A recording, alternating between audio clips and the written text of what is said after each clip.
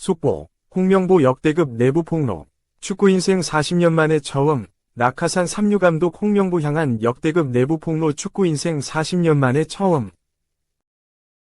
홍명보 감독이 이끄는 대한민국 축구 국가대표팀, 피파 랭킹 23위, 은 15일 오후 8시 용인 미르스타디움에서 열리는 2026 국제축구연맹, 피파, 북중미 월드컵, 미국, 캐나다, 멕시코, 아시아 지역 3차 예선 4차전에서 이라크, 피파 랭킹 55위와 맞대결을 펼친다.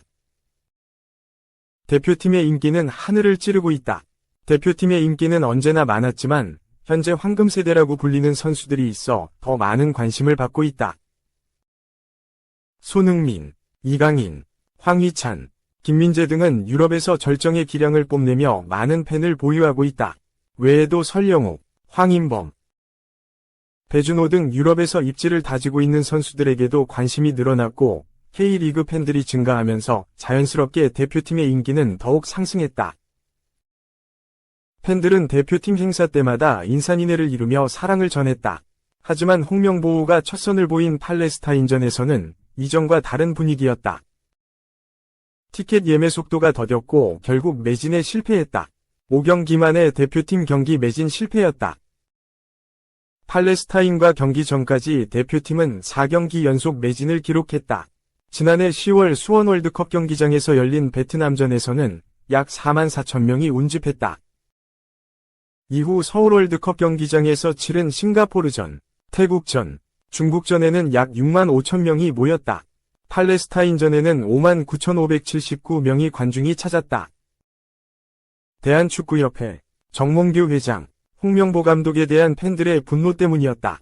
그동안 대한축구협회가 아쉬운 행정을 보여줬기 때문이었다. 대한축구협회는 위르겐 클린스만 선임, 승부조작 가담자 기습 사면, 아시안컵 참사, 올림픽 진출 실패 등 좋지 않은 소식만 계속됐다. 팬들의 분노에 불을 지핀 건 대표팀 감독 선임이었다. 대한축구협회는 클린스만을 경질하고 새로운 사령탑으로 홍명보 감독을 선임했다. 홍명보 감독이 대한축구협회의 제안을 수락하면서 울산 HD를 떠나 대표팀의 지휘봉을 잡게 됐다. 이로 인해 팬들은 대한축구협회, 홍명보 감독을 비판했다.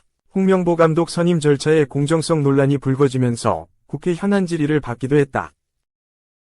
이번엔 팔레스타인전과 달리 매진을 앞두고 있다. 15일 오전 0시 기준 약 50장 정도가 남았다. 사실상 매진이다. 약 6만 5천 명을 수용할 수 있는 서울 월드컵 경기장보다 규모가 작은 것이 영향을 미친 것으로 보인다. 용인미르 스타디움의 수용 인원은 약 3만 7천 명이다. 한편 팔레스타인전에서는 관중석에서 야유가 쏟아졌다. 선수들이 아닌 정몽규 회장, 홍명보 감독을 향한 야유였지만 한국 대표팀의 홈이라고 느끼기 어려운 분위기였다. 경기 직후 김민재와 팬들이 대화를 주고받기도 했다. 이번엔 홍명보가 홈팬들에게 환호를 받을지 주목된다. 2. 한국 축구대표팀, 이라크전 앞두고 기습 도핑 검사, 매우 이례적. 홍명보 감독이 지휘하는 한국 축구대표팀은 이라크와의 2026 북중미 월드컵 아시아 3차 예선 B조 4차전을 하루 앞둔 14일 오후 용인 미르 스타디움에서 마지막 훈련을 진행했다. 홍 감독을 비롯한 코치진과 대표팀 지원 스태프는 시간 맞춰 그라운드의 모습을 드러냈으나 태극전사들은 그러지 못했다. 한국도핑방지위원회 KADA 검사관이 갑작스럽게 미르 스타디움을 찾아 도핑 검사를 했기 때문이다. 일부 선수들은 KADA가 요구한 소변량을 채우지 못해 훈련 뒤 추가로 검사를 받기로 했다. 26명의 국가대표 선수 모두가 그라운드로 나와 정상적으로 훈련을 시작한 건 오후 4시 40분을 넘겨서였다. 대한축구협회에 따르면 이런 기습 도핑 검사는 매우 이례적이다. 축구협회 관계자는 2014 브라질 월드컵을 앞두고 당시 홍 감독이 지휘하던 대표팀이 원정평가전을 치르러 그리스를 방문했을 때 숙소에서 새벽에 기습 도핑 검사가 진행된 적이 있다 면서 그때 이후로 이런 기습적인 검사는 처음인 것 같다고 돌아봤다. KADA는 전 세계 도핑 검사, 표준인 세계 도핑 방지기구, WADA 규정에 따라 전문 스포츠 선수들에 대한 검사를 진행한다. 검사는 경기 직후에 이뤄지는 게 보통이지만 이날처럼 경기회 시간에 진행되기도 한다. 경기회 도핑검사 장소는 훈련장과 집을 비롯해 선수의 위치가 파악되는 모든 장소가 될 수 있다. 축구협회 관계자는 KADA의 기본 프로토콜이 불시에 예고 없이 하는 거로 안다. 훈련 시작 1시간 전쯤에 통보받았다.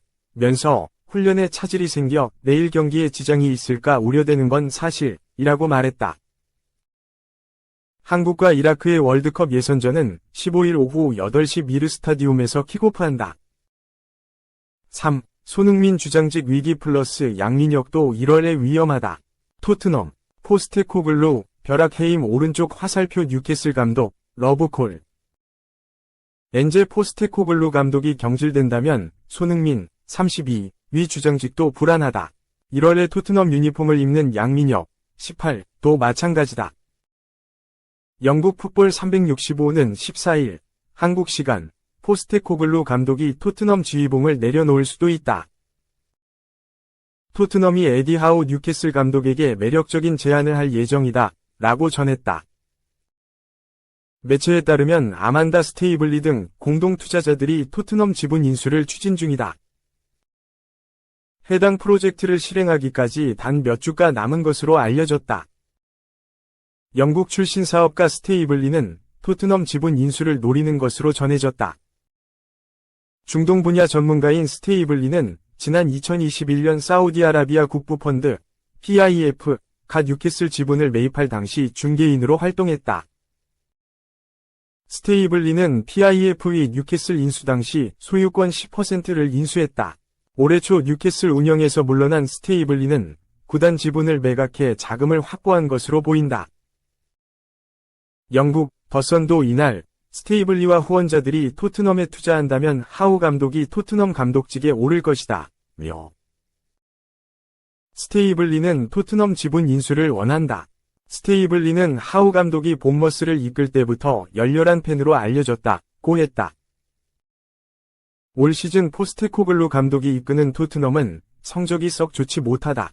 부임 1년차였던 지난 시즌 잉글리시 프리미어리그 EPL 5위에 올랐지만 올 시즌엔 승점 13승 1무 3패으로 9위까지 추락했다. 직전 브라이튼전은 2에서 0으로 앞서다가 내리 3골을 내주며 맥없이 패했다. 영국 더보이아스퍼도 스테이블리는 토트넘 감독 교체를 원하고 있다. 포스테코글루 감독은 당장 반등에 실패하면 토트넘을 떠나게 될 것이다. 경질 위기에 직면했다고 전했다. 포스테코글루 감독이 경질된다면 주장 손흥민의 입지에도 변화가 있을 것으로 보인다. 포스테코글루 감독은 지난해 부임하자마자 손흥민을 주장으로 임명하고 팀의 주축 선수로 활용하는 등 두터운 신뢰를 보내고 있다. 내년 1월 토트넘 유니폼을 입는 양민혁도 포스테코글루 감독이 아닌 새 감독 체제가 좋을 건 없다. 한편 토트넘과 연결되는 하우 감독은 본머스와 벌리를 거쳐 2021년 뉴캐슬 지휘봉을 잡았다. 부임 2년 차인 2022에서 2023 시즌에는 뉴캐슬을 21년 만에 유럽 축구연맹, 우에파, 챔피언스리그, UCL로 진출시키며 지도력을 인정받았다. 공석인 잉글랜드 대표팀 차기 감독으로도 거론되고 있다. 4. 대체 왜 내보냈어? 메뉴 떠난 후 65골 20도움. 레전드도 후회한다. 지금 공격수들보다 좋아. 영국의 트리뷰나는 14일, 한국 시각, 네빌은 웰백이 맨유를 떠나서는 안 됐다고 주장했다라고 보도했다. 트리뷰나는 네빌은 웰백이 지난 2014년 아스널로 떠나지 않았다면 수년 동안 맨유에서 유용한 선수로 활약했을 것이라고 주장했다라고 전했다. 웰백은 지난 2008년 맨유 유소년팀을 거쳐 맨유에서 프로에 데뷔한 구단 최고의 유망주 중 한 명이었다. 데뷔 당시 로컬보이로서 걸출한 공격수가 될 것이라는 기대와 함께 팬들의 큰 기대를 받았던 웰백은 데뷔 이후 임대를 거쳐 2011년부터 맨유에서 주전 공격 자원으로 활약하기 시작했다. 멀티성과 센스, 연계 등에서 돋보였지만 맨유에서 웰백의 자리는 시즌을 거듭할수록 좁아졌다. 첫 시즌 12골 이후 커리어 하이를 경신하지 못한 웰백은 루이 파날 감독이 이끄는 맨유의 계획에서 배제됐고, 이후 2014에서 2015 시즌을 앞두고 리그 라이벌 구단인 아스널로 이적해야 했다. 다만 아스널에서도 웰백은 엄청난 활약을 선보이지는 못했다. 중요 경기에서 득점을 터뜨리는 모습은 있었지만 아스널이 웰백을 믿고 최전방을 계속 맡기기에는 득점력이 아쉬웠다. 웰백은 이후 2019년 자유계약으로 와포드를 거쳐 2020년 현재 소속팀인 브라이튼에 합류했다. 브라이튼에서 웰백은 나이에 어울리는 완숙한 플레이와 다재다능한 모습으로 브라이튼의 핵심 선수를 발돋움했다. 압도적인 득점력을 갖추지는 않았지만 브라이튼을 이끄는 감독들이 원하는 팀플레이를 선보이며 좋은 활약을 펼쳤다.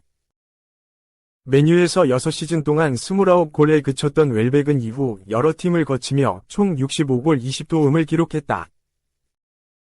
네빌은 나는 웰백이 현재 맨유 공격수들 중 누구보다 좋은 폼이라고 말할 수 있다. 그는 맨유에서 나가면 안 됐다. 그는 여러 명이 공격수를 유지한다면 그중 한 명이어야 했다. 라고 전했다. 네빌의 발언은 단순히 웰백이 맨유에 남았어야 한다는 주장을 넘어 현재 맨유 공격수들에 대한 비판으로 보인다. 맨유는 올 시즌 극심한 공격진의 부진이 이어지고 있다. 새롭게 영입된 조슈아 지르크지는 10경기 1골에 그치고 있으며 라스무스 호일룬도 1골에 불과하다. 레시포드가 4골을 넣었지만 리그 득점은 마찬가지로 1골이며 그중 2골이 리그컵에서 3부 리그팀을 상대로 기록한 득점이다. 반면 웰백은 올 시즌 리그에서만 4골을 넣었다. 활약상을 고려하면 맨유 공격진과 비교해도 전혀 밀리지 않는다. 맨유 레전드가 팀을 무려 10년 전에 떠난 공격수를 그리워할 정도로 맨유의 상황이 심각하다. 확실한 반등이 필요하다는 것은 웰백과 현재 공격진과의 비교만으로도 충분히 느낄 수 있다.